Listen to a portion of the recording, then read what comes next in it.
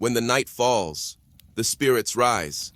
Welcome to Midnight Horror, where the dark is alive and watching. Here, shadows whisper, and fear has no mercy. Turn off the lights.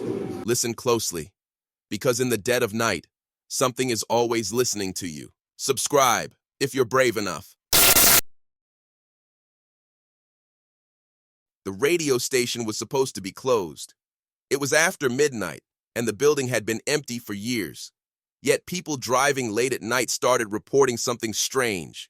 A signal cutting through static, playing eerie music and whispering voices.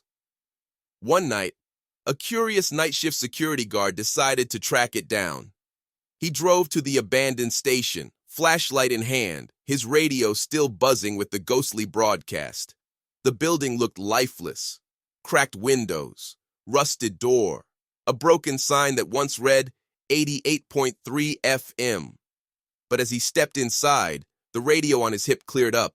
The whispers became words. "Welcome back." He froze. The station was supposed to be off air.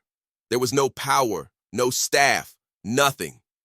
Yet down the dark hallway, the on AR sign glowed red.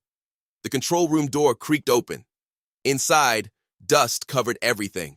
Old papers, broken reels, spider webs in the corners. But the microphones were clean, and the speakers were alive. He heard a faint broadcast, his own footsteps, echoing through the speakers a second after he made them. Then came the voices, different tones, overlapping, whispering. "You're late. We've been waiting. Say something," into the mic. Against his better judgment, he sat down in front of the microphone. His hand shook as he pressed the button. "Hello?" The station went silent. Then the whispers answered back.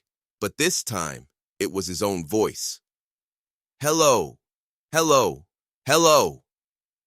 The radio on his hip screeched with static, then played a live broadcast of himself sitting in the chair.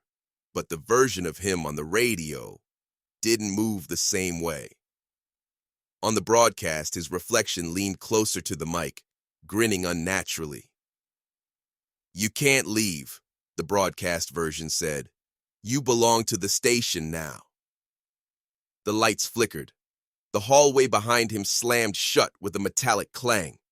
The whispers grew louder. Laughter, screams, crying, all blending into static.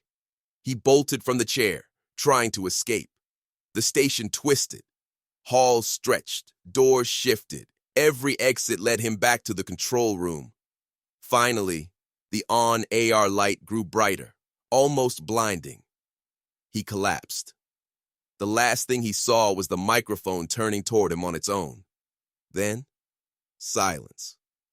The next morning, the building was empty again. Dust undisturbed. No trace of him.